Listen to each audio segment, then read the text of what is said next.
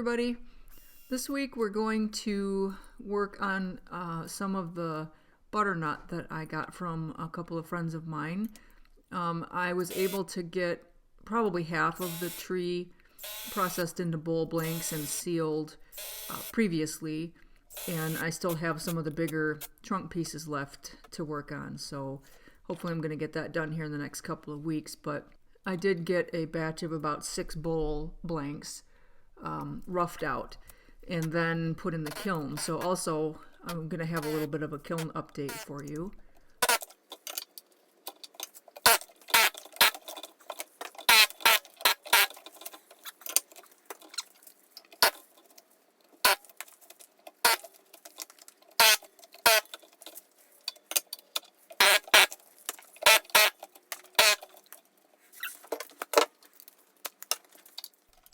Butternut is very stinky.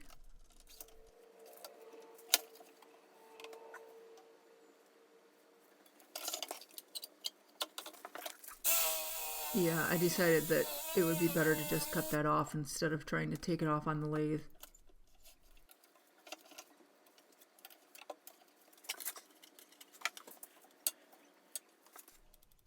I always stand off to the side when I'm turning the lathe on for the first time just to make sure that I didn't forget anything important.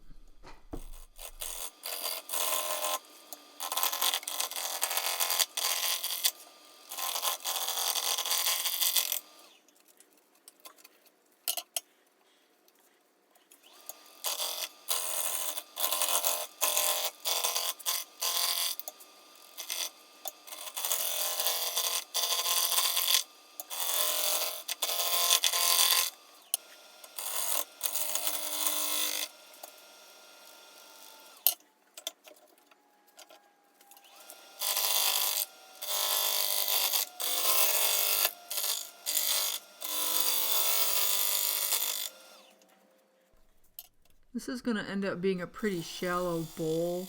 The blank was cut a little bit wanky, so one side of it was thicker than the other.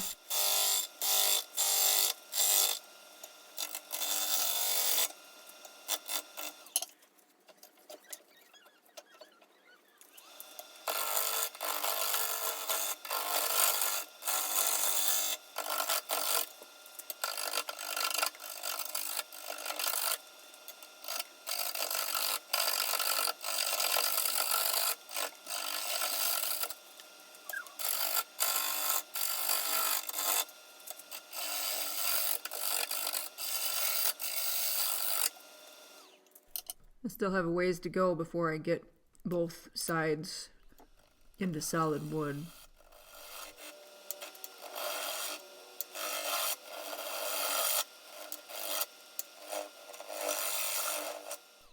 Butternut is also stringy, at least it is when it's wet. I was trying to make a bowl out of a piece of poplar, I think, that I picked up off the side of the road last year. And in addition to the fact that poplar is really stinky, I gave up on it because I was having so much trouble trying to get it to cut cleanly. It just kept pulling up big strings, and it didn't matter you know what tool I was using, if it was a fresh carbide or if it was a freshly sharpened bowl gouge. I was not having any of it.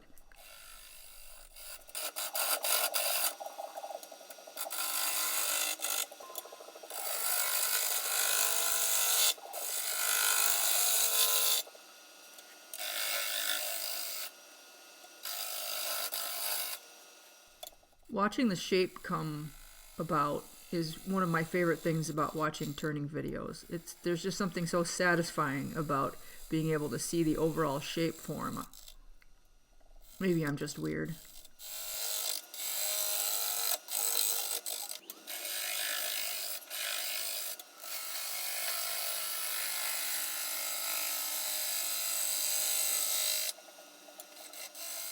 I sure am liking my 5/8 V bowl gouge I got from Doug Thompson. I'm looking forward to being able to upgrade some of my other tools here in the not too distant future.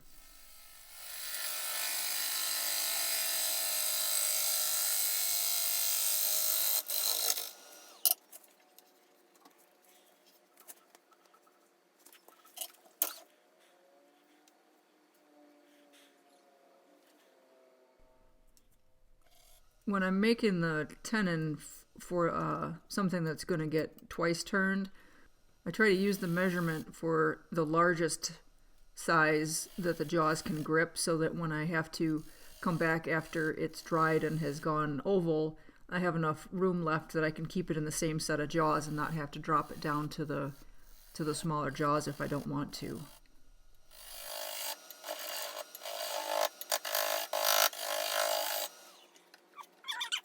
I've had a few too many times where I think I get the tenon right, and then I take everything off and find out it's ever so slightly too big, and then I have to put it back on the faceplate, and that's just a big hassle. So if I remember, I go ahead and make sure that the chuck is going to fit on the tenon before I take it off the faceplate.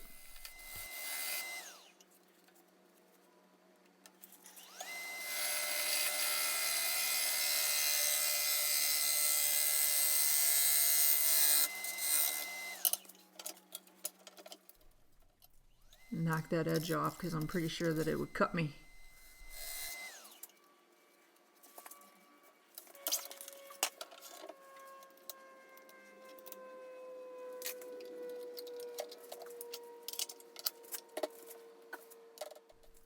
I did not want to come off of there.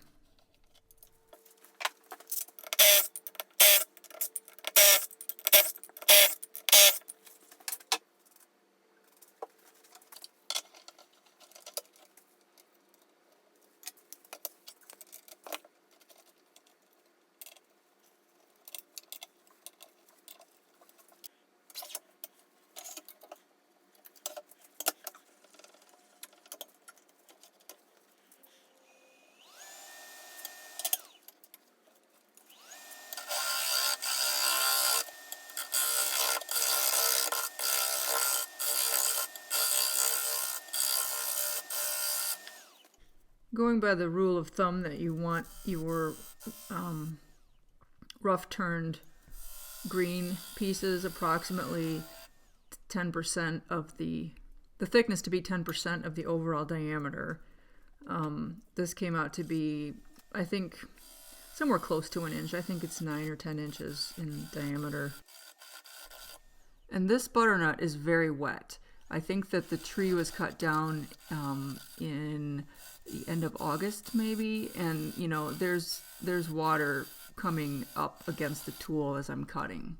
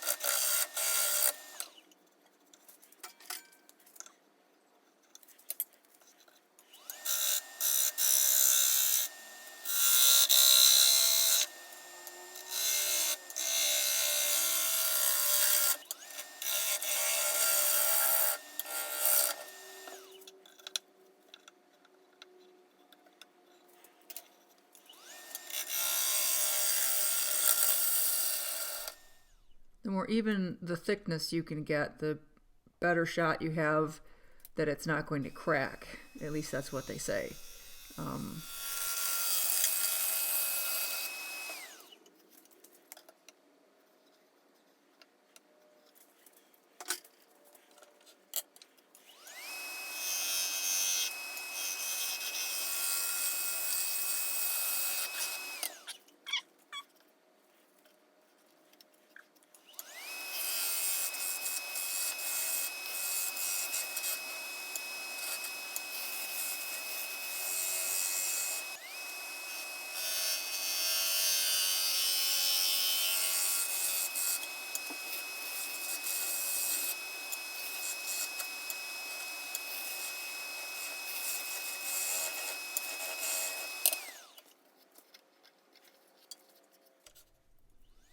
took some more of that rim off because there was kind of a big knot in the edge of the rim, which you can see in a couple of places, and I was trying to get past it, but I decided I would get it most of the way gone, and then hopefully when I go to finish it, I'll be able to get it, that won't be in the rim.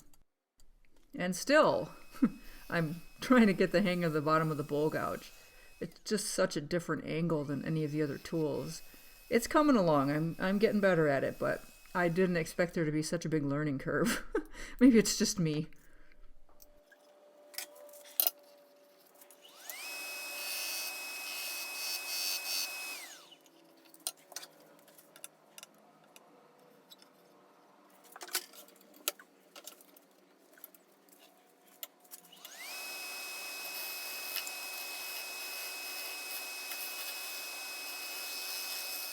I don't know if you can see it there, but I just got a catch, so now I got to go back and clean that up a little bit further. Another thing I just have not been able to get the hang of is doing a pull cut on this kind of a orientation with the bowl like that. So I keep practicing, but it's a long and drawn out process. This is the batch of butternut bowls that I put in the kiln when I did the Workshop Wednesday kiln video. So the target humidity was set at 70%. I think I left it there for a little over a week, dropped it down to 60% for a little over a week, and then I dropped it down to 50%, and that's where it has stayed since then.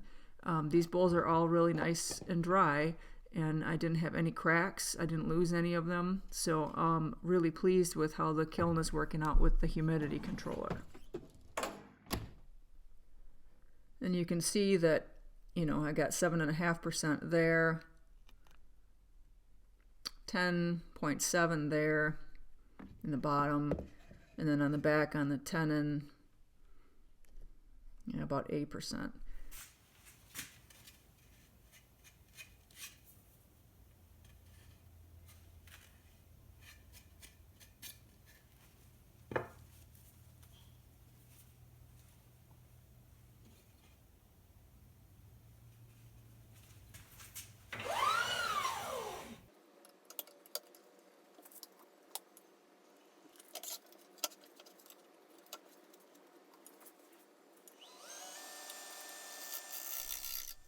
So I got to true my tenon back up, make sure my shoulder's nice and flat.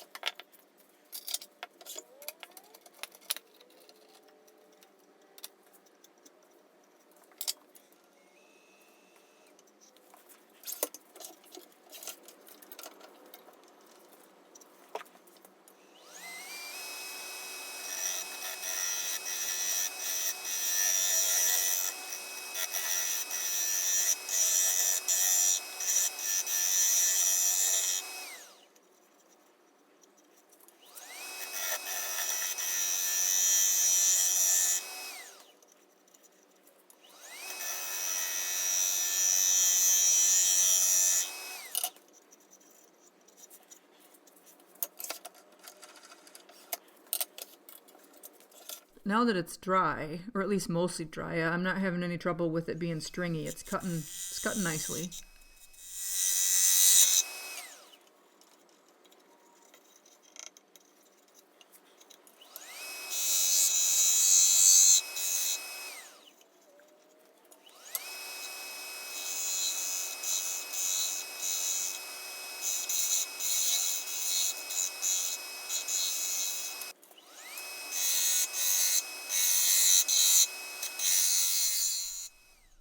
Just trying to get an idea for what sort of target thickness I'm going for here.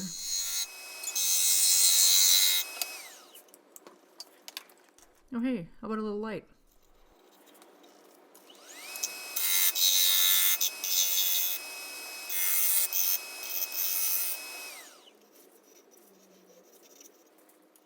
I just went back to shear scraping the outside because I don't really want to get another catch and then have to clean up a big divot.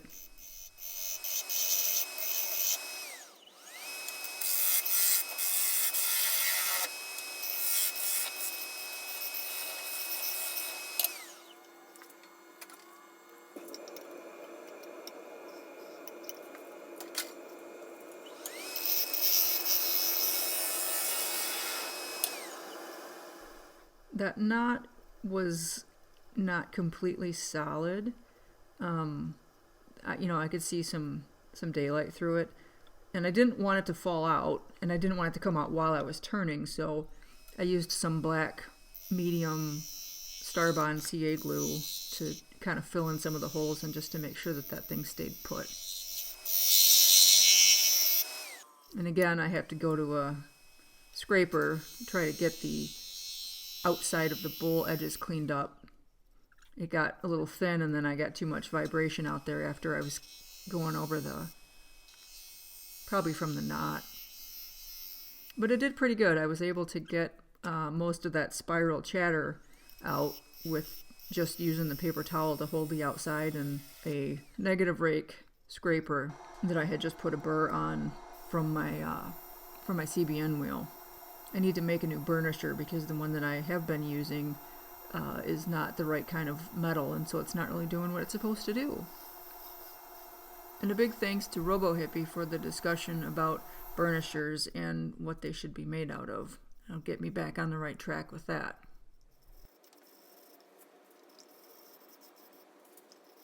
So I'm putting on a coat of shellac. That's just a 1 pound cut of shellac that I make and use as a sanding sealer. And I'm trying a couple of new abrasive pastes. This is the first one that I got. This is made, I think, by Brad's Workbench. He's in Texas. He's a woodturner in Texas. And this is the abrasive paste that I'm putting on first. I've also got I just got my order of Axe abrasive paste and polish, so I'm going to use that on the next piece that I do. I'm really interested to try some of the other formulations out there and just see how they do, if there's anything that I like better about one kind or the other, or maybe, if some work better on one kind of wood, or if you want like maybe a slightly more matte finish if you get that from one kind.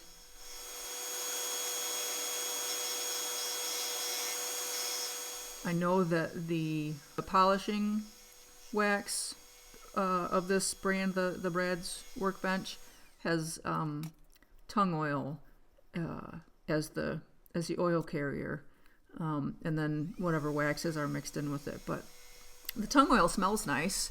That's one of the things that I like best about working with the beeswax and carnauba wax too, I guess. I just like the way it smells.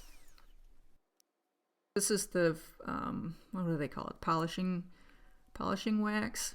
It's a much different consistency than what I made, which was way heavy on the wax and way light on the oil.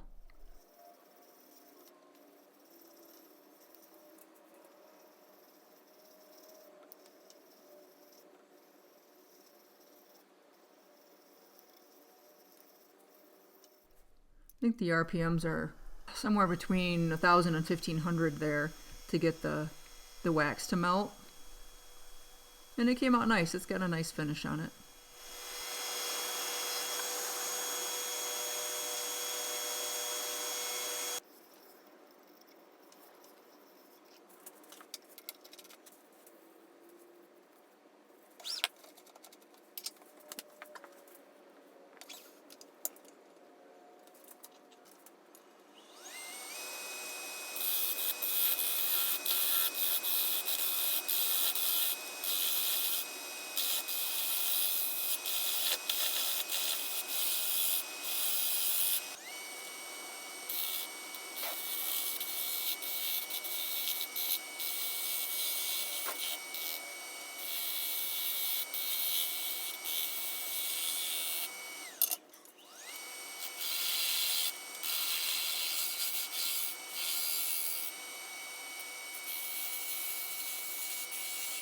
And I'm keeping this one because I had to make it kind of a little bit of a rounded bottom.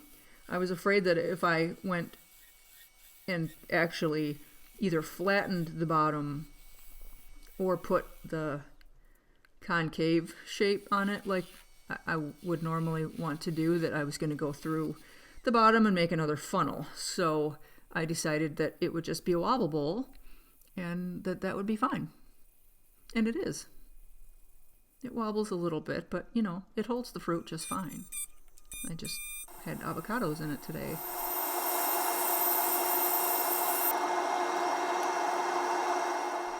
I just put some shellac on the bottom since it's just going to stay at my house. I put a couple of coats on and called it good. Well, thank you guys for watching. I really appreciate all of the support and your comments and feedback. Y'all stay safe out there.